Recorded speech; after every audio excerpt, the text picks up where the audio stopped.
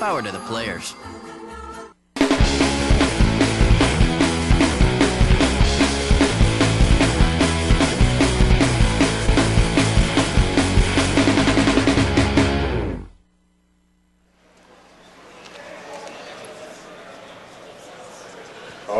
We are back here live on the MLG main stage in Las Vegas, and we're bringing you the first match of the evening between Str8 Rippin and Instinct.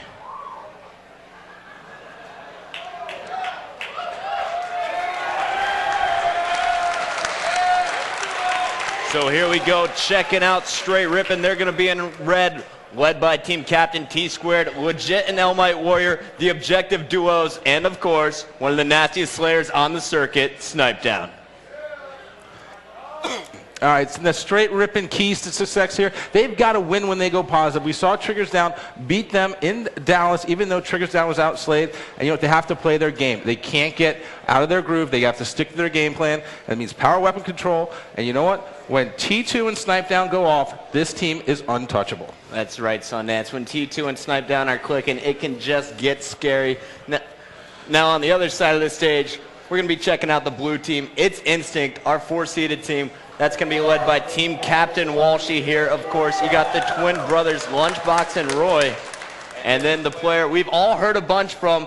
He tears it up in all the lands. Yet to see huge plays from him at a tournament. He's looking to do it here. It's Soviet. Yeah, the keys to success for Instinct, we got twin clutchness, all right? Lunchbox and Roy, these guys click really well. Roy, one of the nastiest BRs we've seen on the circuit. Everybody knows that. When these guys play well and they have each other's back, that's going to allow Soviet and Walshy to go off. Now, Soviet, last time these two teams met up, he was pretty much kept in check by Str8 Rippin. If he has a big match, then Instinct has a great shot. Obviously, they need to win some of those Slayer games because the objective games aren't going to get it done. All right, well, here we go, Sundance. Are you ready? We are kicking off ESPN Saturday night match number 1 with Capture the Flag on Onslaught. Yeah, that's right. The crowd here in Vegas is going crazy because we're going to see some sick sniping, some sick rocketing, and some overshield control. We're going to be starting this one off with team captain of Str8 Rippin. It is Big Daddy Tsquared. Well, Tsquared is going to try and get the rockets, but he is going to be shut down early by Lunchbox and Walshy. We're going to stay on board while we're watching Snipedown get on top of his tower with that sniper rifle. Meanwhile, Walshy already has the flag out for Instinct. So Instinct coming off a huge start here, Sonny. Yeah, and we've seen how Instinct likes to play this game type bucket. Their plan is they're going to get your flag, they're going to keep you in disarray and try and capitalize when you make mistakes. Because if you rush out and try and stop that capture, usually they got someone right in your base waiting there when 2 or 3 are down to pull another flag. As you'll see Walshy and Soviet do that time and time again. Well, props to Str8 Rippin there. They were able to come back and stop the flag run there from Instinct. Meanwhile, we are watching Tsquared trying to slip in through the mauler to his opponent's flag, and there he's got it. Legit is going to be sitting in the pit, blocking those needler spawns, and he's going to be protecting as well. Oh, Tsquared missed in the green box jump, but he has great protection here from Legit and Elamite Warrior. Tsquared finally going to be taken down. Sundance, I want to jump on board with the captain of Instinct. It's Walshy. Walshy moving to his training. Elamite Warrior one-on-one battle, and Walshy with the perfect 4-shot there. You know, we talk about how Instinct is the objective-focused team, but this is really one of Str8 Rippin's strongest game types. They're 12-2 CTF in the pit for the entire season. So 12-2. 12-2. They've only dropped 2 games, and they were close games. So Instinct getting a win on this first game is only going to bode well for them the rest of the series. And since Toronto, Instinct is 3-2 in this game type, which is a little bit of a surprise. Well, of course, a couple of those losses definitely came from Str8 Rippin, as we saw in Toronto. Walshy being taken down, all 4 members of Instinct actually being taken out at once. Now, you're seeing team captain Walshy. He's going to be calling out the strats here to the rest of the team. And I want to go to the red team. Let's go check out what the objective mastermind Legit is doing.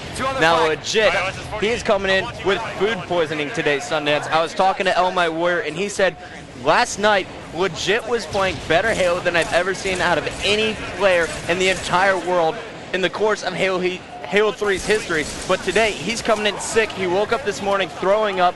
He's been going to bed in between matches, but now he is looking to try and tough it out. He's going to fight as hard as he can, and he's going to try and get Str8 Rippin into the winner's bracket finals with a big win over Instinct here.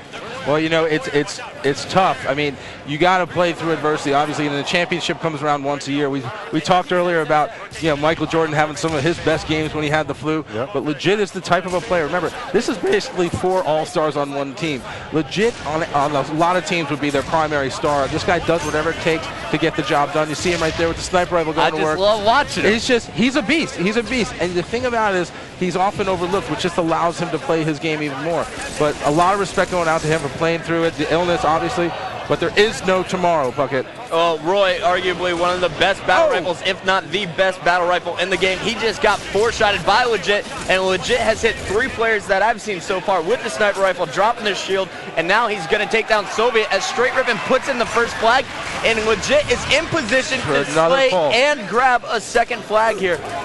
But he is going to be shut down by Roy. Now, even though that flag didn't get very far, what it does is it makes Instinct cautious of that. On respawn, they have to watch it, so the counter cap is then eliminated. Good play by Legit. He knew he was all out there by himself, out of sniper ammo. Did a great right there.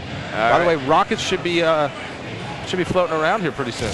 And we're going to jump on board with Soviet. He was on those rockets. Now he comes through Dark Hallway to help his teammate out with the kill on Legit. Now, you also see Legit's name here is too Legit. He's bringing it back old school, Sundance.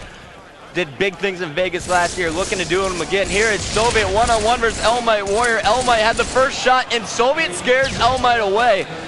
Soviet trying to stay alive. He's in the enemy's base. He's able to snake away towards the Mauler, and then he's going to finally be taken down. But it looks like Str8 Rippin is doing a great job of controlling the power weapons so far in this game, and of course the power-ups, as you see Legit getting the second overshield of the game. And we mentioned that's one of the keys to success for them. You know, a lot of people talk about Tsquared and his love of the sniper rifle and the rocket. There's a reason. You get those weapons in your hand, and obviously you're going to be doing some damage. But again, as you said, look at Legit again. Putting pressure on Instinct's base. Not let. Oh, whoa! Betrayal there from Elamite Warrior. Unfortunate stick, just a random plasma grenade catching him in the back. Legit not fazed by it though. And of course, we got to give props to the guy wearing the blue Dr. Pepper shirt in the background. That is the new coach of Str8 Rippin, Elamite Warrior's little brother and former player from Breaking Point. It is Ace, a top player in his own right, looking to bring his experience as a player to come help Str8 Rippin with a big win here in Vegas. Oh, that was nasty. Yeah, we're going to Snipedown. Let's watch some Snipedown. Now, this kid's a human highlight reel. We all know that. But when he's on fire, he does amazing things. Last event, I spoke to him a little bit, and he was really disappointed with his performance. You know what? Most people would look at the stats he had and they'd be okay with it. Snipedown wasn't. He wrote a long blog to the community, you know, and all the Str8 Rippin fans apologizing for his performance. He felt bad. Which is crazy, but you know what? I like that. This kid has a little bit on his shoulder right there. It's a chip. Some will call it arrogance. You know what I call it? I call it a kid who's good, who knows it, and he's going to put it out there, dude. He reminds me of Brian Urlacher. He's got that swagger. Well, there you as long as you can back it up, I mean, you can't really complain. I mean, he is our first ever Old Spice Rising Star Award winner here in his 2008. And you know what? I want to jump on board, though, Farouk. We're going to go with a guy who's heating things up.